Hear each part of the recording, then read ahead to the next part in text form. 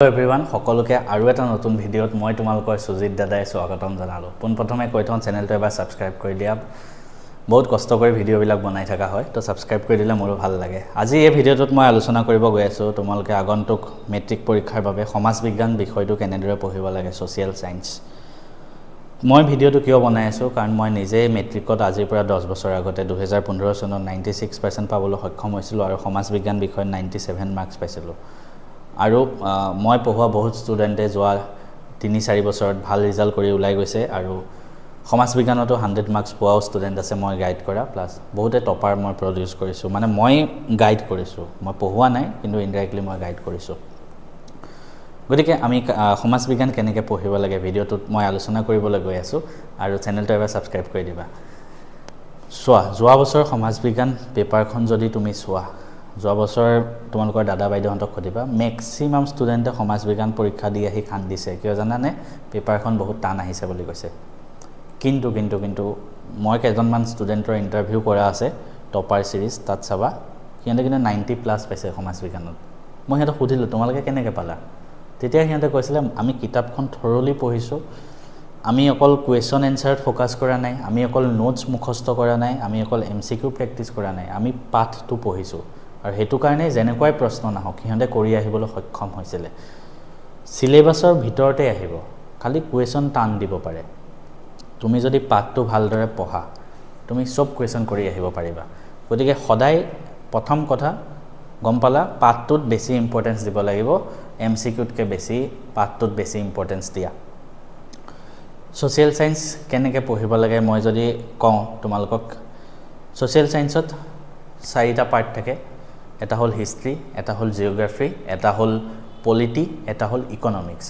তো history chapter কেটা অলপমান কনসেপচুৱেলতকে বেছি ফেক্চুৱেল বস্তু বেছি আছে মানে ডেটা কিছুমান বেছি আছে তুমি বেছি মুখস্থ কৰিব লাগিব কিন্তু হিষ্ট্ৰী সমাজ বিজ্ঞানৰ হিষ্ট্ৰী পাৰ্টটো পঢ়াৰ যদি তুমি একবাৰ ইন্টাৰেষ্টটো বনাই লোৱা ন তোমাৰ বহুত ভাল লাগিব হিষ্ট্ৰীত তোমাৰ যুদ্ধ হয় কিবা নতুন জায়গাত যায় নতুন জায়গা কবজা কৰে তো তুমি নিজে ভাবা না ইমান ইন্টাৰেষ্টিং হয় আগৰ হিষ্ট্ৰী বিলাক মোৰ হিষ্ট্ৰী পঢ়ি ভাল লাগে ঠিক আছে কোনবা দুখন দেশৰ মাজত যুদ্ধ হল ওয়াৰ্ল্ড হিষ্ট্ৰীত বা আমাৰ যদি ইন্ডিয়ান হিষ্ট্ৰী কথা চাও হিষ্ট্ৰী চেপ্টাৰ কেটা চাবা বংগ বিভাজন কিয় হৈছিল তাৰ ফলত কি হ'বলৈ গৈ আছে তুমি যদি নিজে বুজি চোৱা ন ইন্টাৰেষ্টিং হয় কিন্তু বস্তুবিলাক ভাবাচোন আজি 1905 চনত যেতিয়া বংগ বিভাজন হৈছিল এতিয়া 2025 চন 100 বছৰতকৈ আগত কিন্তু ভাবাচোন তেতিয়া মানুহে কেনেদৰে ভাবিছিল আমি হেইবিলাক যদি আমি ইন্টাৰেষ্টিং বনাই লওঁ ন বস্তুবিলাক হিষ্ট্ৰী পঢ়ি বহুত ভাল লাগিব নেক্সট আহো জিওগ্ৰাফি চেপ্টাৰ কেটা তোমালোকৰ জিওগ্ৰাফি বহুত বৰিং পায় মই পাইছিলো ঠিক আছে তো জিওগ্ৰাফিত মই কি কৰিছিলো পাঠটো ভালদৰে পঢ়ো প্লাস মই মেপ লৈ লৈছিলো মেপ তোমালোকৰ মেপ যিকোনো মেপ কিনি ল'ব পাৰা বজাৰত পাই যাবা যেতিয়া তুমি ওয়াৰ্ল্ডৰ খিনি পঢ়ি থাকিবা জিওগ্ৰাফি তুমি ওয়াৰ্ল্ডৰ মেপ কেখন উলিয়াই চাই যোৱা এটো জেগাত এটো আছে নিজে চোৱা পঢ়া টেবুলৰ আগত এখন মেপ লগাই লোৱা এখন ওয়াৰ্ল্ডৰ মেপ মানে কিতাপত যিকেটা বস্তু আছে হেকেটা স্পেসিফিক মেপ মই তোমালোকক দিবলৈ চেষ্টা কৰিম বাৰু আৰু এখন অসমৰ মেপ এখন ভাৰতৰ মেপ লগাই লোৱা যেতিয়া পঢ়িবা তুমি চাই যাবা কেনেকুৱা বস্তু আছে চাবাচোন বহুত ইন্টাৰেষ্টিং লাগিব তাৰ পিছত ইকনমিক্স বস্তুবিলাক কিন্তু বুজিব লাগিব ইকনমিক্স মই ধুনীয়াকৈ বুজোৱা আছে মই কৈ আছো ক'ত চাব লাগে ঠিক আছে ইকনমিক্সৰ চেপ্টাৰ দুটা আছে এটা মুদ্ৰাটো আছিলে ন এটা বেংক আছিলে বহুত ইন্টাৰেষ্টিং হয় বুজিবা বহুত ভাল লাগিব নেক্সট পলিটিও বুজি পেলাই কৰিবা ভাল লাগিব মানে এতিয়া আমি আহো কিছুমান টিপছ দিবলৈ গৈ আছো কিন্তু টিপছ দিয়াৰ আগতে এটা কথা কৈ তো সোশ্যাল সায়েন্স অসমীয়া মিডিয়াম কমপ্লিটলি মই পঢ়ুৱা আছে একো নাচালেও হল মোৰ ভিডিঅ'খিনি চাই লোৱা ক'ত পাবা ডেসক্ৰিপচনত লিংক দি থৈ দিম সোশ্যাল সায়েন্স প্লেলিষ্ট থাকিব ক্লিক কৰিবা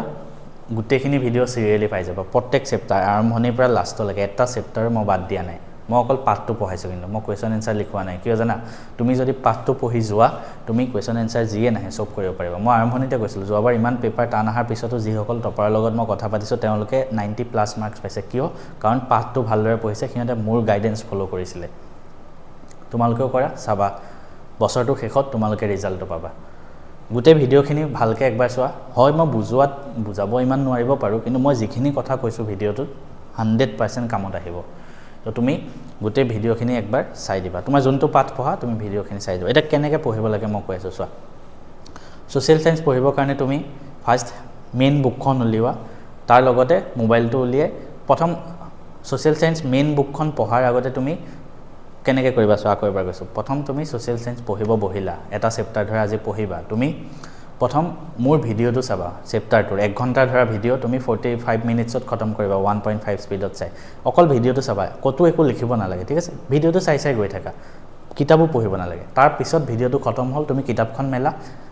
আকৌ কিতাপখন ওপৰে ওপৰে পঢ়ি যোৱা মই যে ভিডিওটোত কথাখিনি কলো তোমাৰ মাথাত সোমাই থাকিব মানে ৰিভাইজ হৈ থাকিব যেতিয়া তুমি কিতাপখন পঢ়ি পঢ়ি গৈ থাকিবা সেই কথাখিনি মনত আহি যাব একবাৰ ৰিভিজন হৈ গল আৰু তাত মই ভিডিওটোত যেনেকৈ কৈছিলো আন্ডাৰলাইন কৰি কৰি গৈ থাকিবা তোমাৰ মনত থাকি যাব তুমি এখিনি আন্ডাৰলাইন কৰি কৰি গৈ থাকিব পাৰিবা বস্তুখিনি একেবাৰতে তোমাৰ ৰিভিজন হৈ গল তেনেকৈ তুমি প্ৰত্যেকটো চেপ্টাৰ পঢ়িবা ঠিক আছে আৰু কেইটামান টিপছ দিবলৈ গৈ আছো স্পেশালি সোশ্যাল সায়েন্সৰ কাৰণে হিষ্ট্ৰি পাৰ্টৰ কাৰণে তুমি হিষ্ট্ৰীত সন আৰু ঘটনা বহুত আছে ইয়াৰ এণ্ড ইভেন্ট তো তুমি কি কৰিবা ইয়াৰ এণ্ড ইভেন্ট ধুনিয়াকৈ গুটেখিনি লিখি দিয়া ইয়াৰ হক ইভেন্ট হক এনেকৈ এখন তালিকা বনোৱা এফালে ইয়াৰ এফালে ইভেন্ট 1905 চন বংগ বিভাজন ইংলিছত লিখিবা বেঙ্গল পাৰ্টিশন তেনেকৈ সব হিষ্ট্ৰীৰ কাৰণে গুটে ইয়াৰ লগত লিখি দিয়া কিছুমান ইয়াৰৰ লগতে ডেটটো ইম্পৰ্টেন্ট হয় মোৰ ভিডিওখিনি চালে তুমি তাতে গম পাই যাবা কোনবিলাক ডেট ইম্পৰ্টেন্ট হয় সেইখিনি লিখি দিয়া সেকেন্ড আৰু এটা মই যদি সোশ্যাল সায়েন্সৰ কাৰণে আৰু এটা সাজেশন দিব বিচাৰো হেতু হল অসমৰ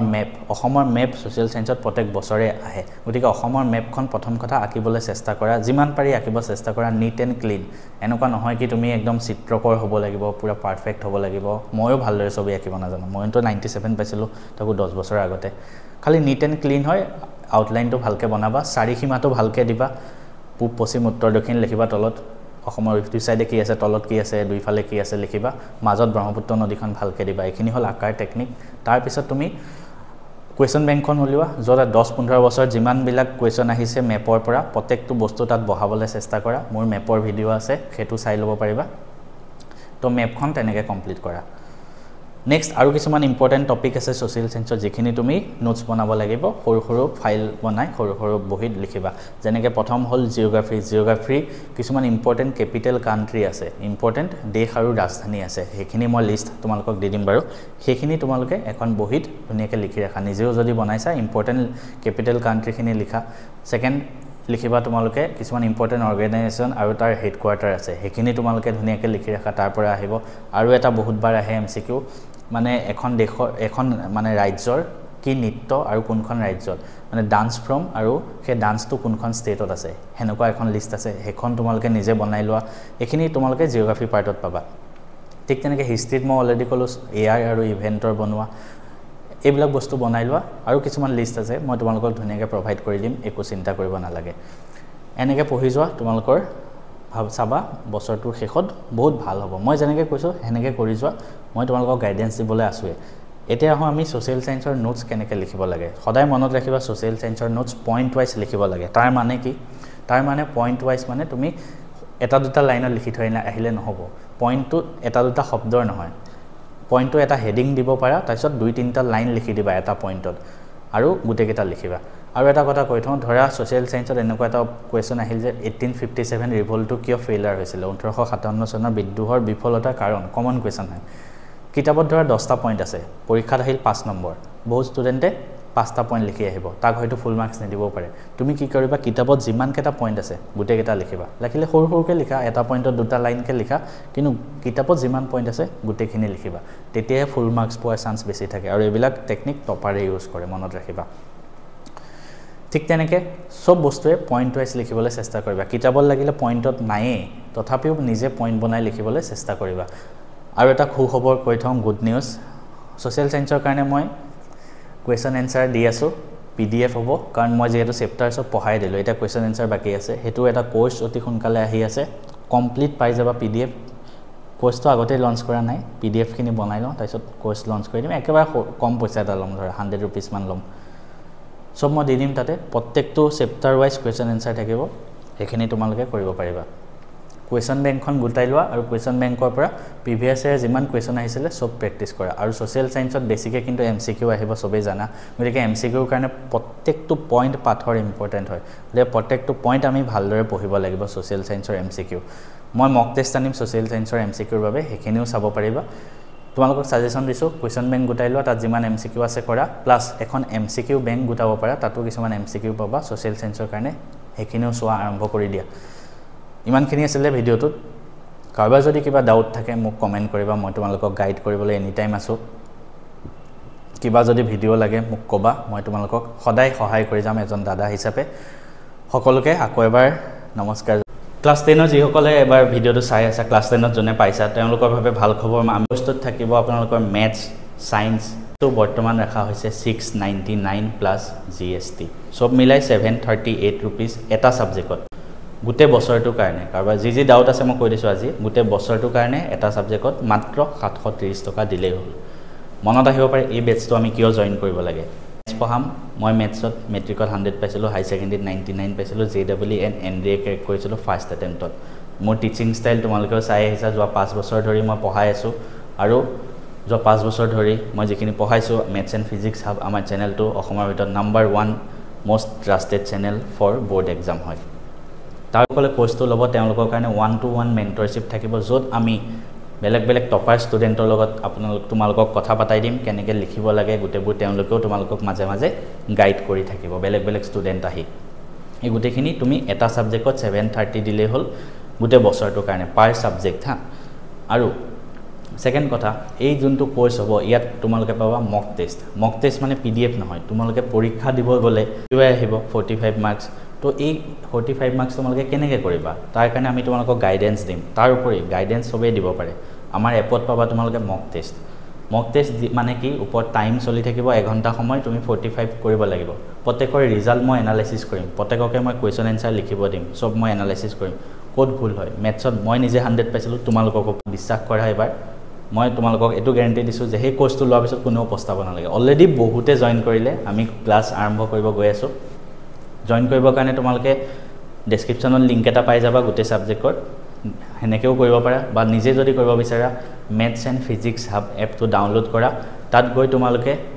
ৰেজিষ্টাৰ কৰিবা নিজৰ নাম্বাৰ দি। কাৰোবাৰ যদি ৰেজিষ্টাৰ কৰিব নাজানা ডেছক্ৰিপশ্যনত লিংক দি থৈ দিম, চাই ল'বা। তাৰপিছত তোমালোকে ওপৰত পাই যাবা what are you looking for, যাৰ পৰাই তোমালোকে কৰিব বিচাৰা সকলোৰ পৰাই কৰিব পাৰা। অপশ্যন থাকে তুমি তেখেতৰ UPI ID যোনটো হয় সেইটো কপি কৰি আনি তুমি যেতিয়া পে'মেণ্ট অপশ্যনত যাবা তাত দি দিবা, তেওঁৰ মোবাইলত ৰিকুৱেষ্ট যাব, তেওঁ এপ্ৰুভ কৰিলে পে'মেণ্ট হৈ যায়। বা ছেকেণ্ড কথা, তুমি ডেবিট কাৰ্ড দি কৰিব পাৰা, ATM কাৰ্ড তোমালোকৰ ঘৰত মা দেউতাৰ হয়তো থাকিব, তেওঁলোকৰ ATM কাৰ্ড দিও তুমি কৰিব পাৰা, যেনেকৈ নাম্বাৰ মাৰি দিবা, পিন মাৰি দিবা, হৈ যাব। বা তোমালোকে ইমানখিনিও যদি নাই, তুমি য'ত কৰিবা তেখেতৰ মোবাইলত এপটো লগ ইন কৰি ল'বা তোমাৰ নাম্বাৰ দি, তাৰপিছত তেওঁৰ মোবাইলত যদি Google Pay আছে পে'মেণ্ট কৰি দিবা, তাৰপিছত তেওঁৰ মোবাইলত এপটো উৰাই দিয়া, তোমাৰ মোবাইলত আকৌ তোমাৰ নাম্বাৰ দি লগ ইন কৰি লোৱা, হৈ যাব। তেনেকৈ কৰিলেও হ'ল। বহুত অপশ্যন আছে পে'মেণ্ট কৰা। এটা কথা কৈ দিওঁ, ইয়াত QR কোড ছিষ্টেমটো নাই। বহুতে মোক সোধে হোৱাটছএপত মেছেজ দিয়ে, মই আপোনাক পে'মেণ্ট কৰি দিম, মোক কৰি দিলে নহয়। মানে এপটো সেনেকুৱাকৈ বনোৱা আছে, কাৰণ এপটো সেনেকুৱাকৈ বনোৱা আছে যে তাত পে'মেণ্ট কৰিলেহে তুমি তাত এড হ'বা। মানে এইটো মোৰ গাত ভুল নাই, মানে মই এপটো বনোৱা নাই, মই যোনটো কোম্পেনীক দিছিলোঁ সেইটো ছিষ্টেমত হয়। মানে তো চব এপতে সেনেকুৱাই, নিজে মানে তুমি তাত গৈ পে'মেণ্ট কৰি দিবা, তেতিয়া জইন হৈ যাব। কোৰ্চটো এনেকুৱা